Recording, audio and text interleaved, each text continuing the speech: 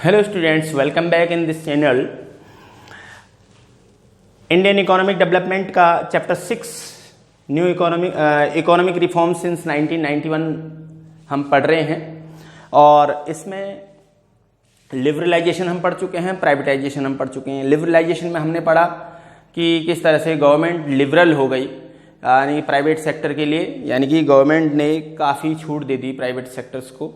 और दूसरे में हमने प्राइवेटाइजेशन पढ़ा, उसमें गवर्नमेंट ने अपनी जो बहुत सारी कंपनीज जो हैं वो प्राइवेट सेक्टर को सेल कर दी। और तीसरा है globalisation.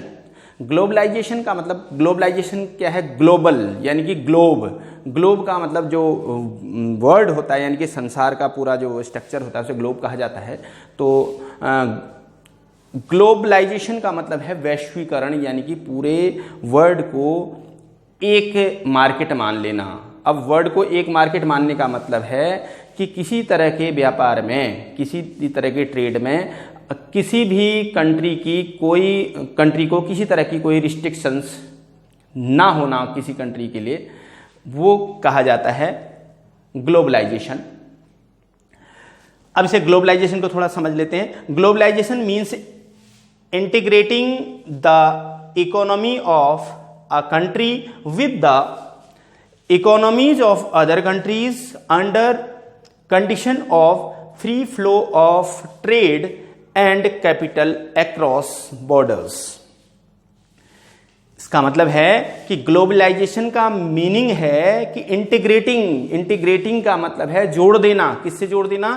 The economy of a country, किसी भी कंट्री की इकोनॉमी को with the economies of other countries की इकोनॉमी से जोड़ देना। सपोज इंडिया की इकोनॉमी है, उसे हम अदर कंट्रीज, अमेरिका, रसिया, अगर कहीं भी किसी भी अदर कंट्रीज की इकोनॉमी से जोड़ दें विदाउट एनी रिस्ट्रिक्शंस।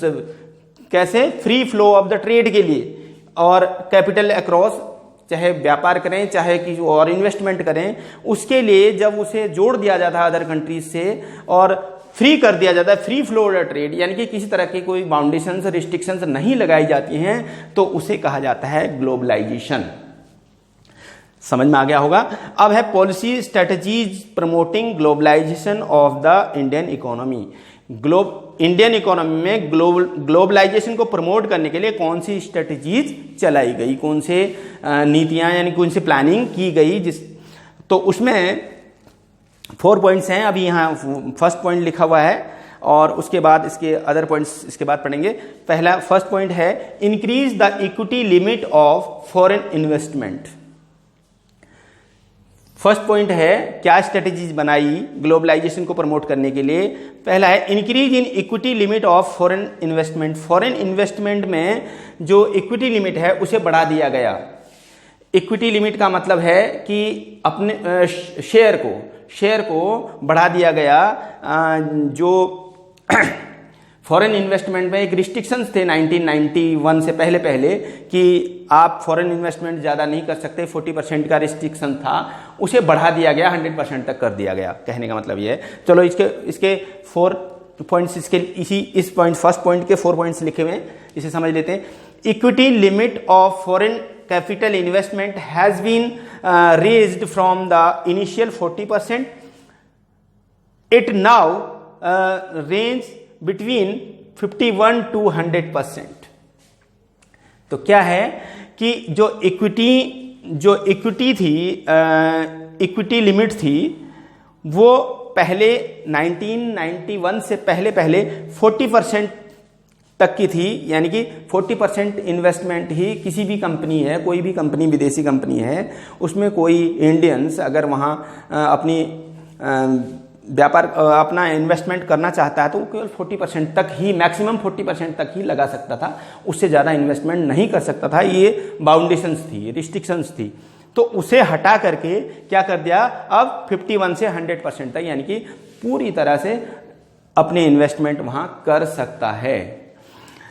और दूसरी बात, इन 47 हाई प्रायोरिटी इंडस्ट्रीज, जो 47 इंडस्ट्रीज हाई प्रायोरिटी की रखी गई थी इंडियन इकोनॉमी में, जो 47 जो हाई प्रायोरिटी की इंडस्ट्री थी, जो ज़्यादा महत्वपूर्ण इंडस्ट्रीज थी, FDI to be extent of 100% has been allowed without any restrictions and red tapism.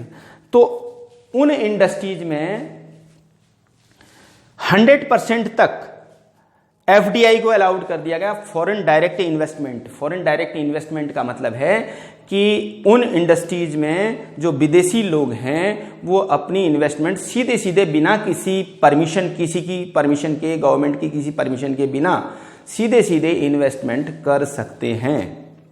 तो ये रख दिया गया कि एफडीआई कहते हैं फॉरेन डायरेक्ट इन्वेस्टमेंट, सीधे सीधे फॉरेन इन्वेस्टमेंट।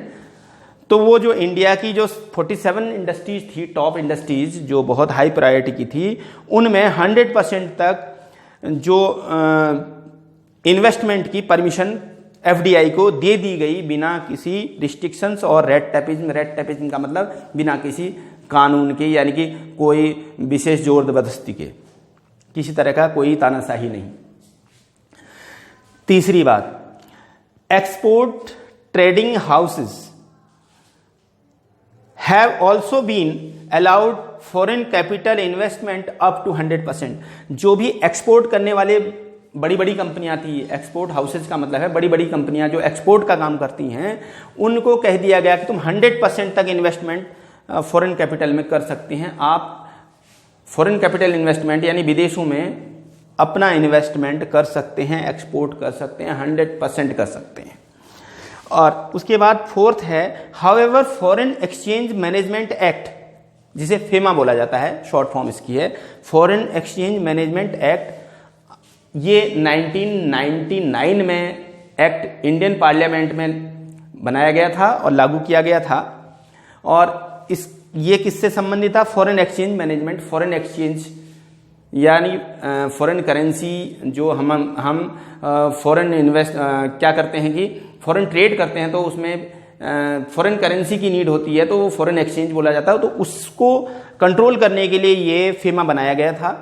तो क्या था? हाउएवर, हालांकि foreign exchange management act has been enforced, ये लागू किया गया था, ये लागू था। Compliance of FEMA has been accorded high priority, और इसका पालन भी बहुत हाई प्रायोरिटी से, यानी कि बहुत ज्यादा इसका पालन भी पूर्ण रूप से किया गया। यानी कि जो इंटरनेशनल ट्रेड में इसका पालन भी पूरी तरह से किया गया, और उसके बाद पूरी स्वतंत्रता भी दे दी गई, जिसे हम ग्लोबलाइजेशन कहते हैं। तो ग्लोबलाइजेशन का फर्स्ट पार्ट है, हमने क्या स्ट्रेटजी इंडिया ने बनाई ग्लोबलाइजेशन में, वो फर्स्ट पार्ट हो गया। इसे आप थोड़ा नोट कर लें, इसका स्क्रीनशॉट ले लें, जिससे कि आप नोट्स बना लें, और उसके बाद इसके 3 पॉइंट्स और हैं, उसे और बढ़ते हैं।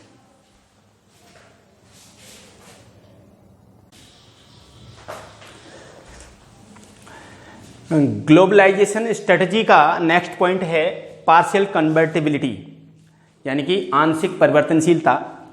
अब ये पार्शियल कन्वर्टिबिलिटी, इसे क्या है कि ये कुछ चीजों में इंडियन रुपीज को फॉरेन करेंसी में चेंज करने की स्वतंत्रता दे दी गई, यानी कि, और वो किस में, कौन सी ट्रांजैक्शंस में दी गई? एक तो इसमें था एक्सपोर्ट और इंपोर्ट में दी गई, और दूसरा इसमें था कि इंटरेस्ट पेमेंट और डिविडेंड में दी गई, और तीसरा इसमें था कि रेमिटेंसीज ऑफ फैमिली एक्सपेंसेस। अगर कोई विदेश में अपना काम कर रहा है या कोई यहाँ का विदेश में अपना काम कर रहा है, तो वो अपनी फैमिली एक्सपेंसेस के लिए जो भी मनी ट्रांसफर करना चाहता है वो इजीली ट्रांसफर हो जाए, उसमें किसी तरह की कोई बाउंडेशन नहीं होगी। तो इस तरह से ये 3 चीजों में इसमें स्वतंत्रता दी गई, तो इसे कहा गया पार्शियल कन्वर्टिबिलिटी। इसको एक बार रीड कर लेते हैं। To achieve the objective of globalization, globalization को अचीव करने के लिए partial convertibility of Indian rupees has been allowed for the following transactions. जो partial convertibility Indian currency, Indian rupees को चेंज करने के लिए मिली, वो इन ट्रांजैक्शंस में मिली। कौन से में? एक तो import and export of goods and services, जो वस्तुओं का एक्सपोर्ट और इंपोर्ट करते हैं उनके लिए, और दूसरा payments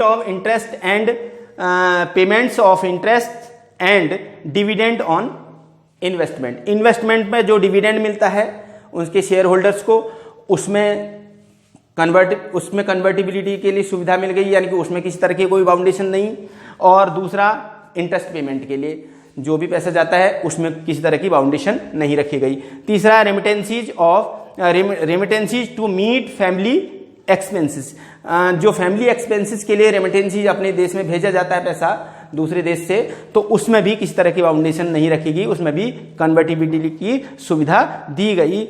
it is called partial convertibility. इसे पार्शियल क्यों कहा जाता है, यानी आंशिक क्यों कहा जाता है, क्योंकि it does not cover capital transaction, इसमें कैपिटल ट्रांजैक्शंस को नहीं लिया जाता। यानी कि जो कैपिटल ट्रांजैक्शंस होते हैं, जो पूंजीगत चीज़ों को सेल आउट करना या परचेज करना, उसके लिए जो करेंसी की नीड होती है उसमें कन्वर्टिबिलिटी की सुविधा नहीं दी गई, इसलिए इसे आंशिक कहा गया। क्योंकि पार्शियल का मतलब है कुछ हिस्सा किया गया फ्री और कुछ नहीं किया गया।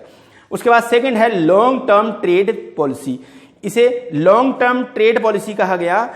क्यों कहा गया?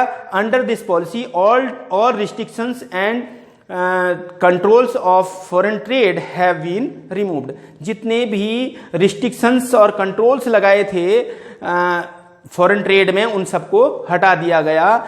ओपन कंपटीशन इज एनकरेज्ड, और खुला कंपटीशन जो है उसे बढ़ावा दिया गया। चौथा है रिडक्शन इन टैरिफ्स। टैरिफ्स में रिडक्शन यानी कि छूट दे दी गई टैरिफ में। टैरिफ का मतलब क्या होता है? जो एक्सपोर्ट और इंपोर्ट में टैक्सेस लगते हैं उन्हें टैरिफ कहा जाता है, तो उसमें छूट दे दी गई, रिडक्शन कम किया गया उनको। क्या?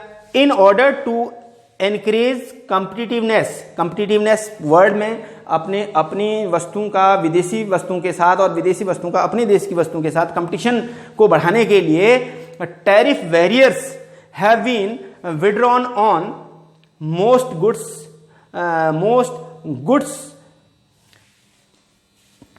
traded between India and rest of the world. बहुत सारे जो गुड्स इंडिया और रेस्ट ऑफ द वर्ल्ड के बीच में व्यापार किया जाता है जिन वस्तुओं का, उनसे कुछ टैरिफ बैरियर्स, जो ज़्यादा बड़े टैरिफ बैरियर्स थे, उनको हटा दिया गया, उनको इजी कर दिया गया, उनको कम कर दिया गया।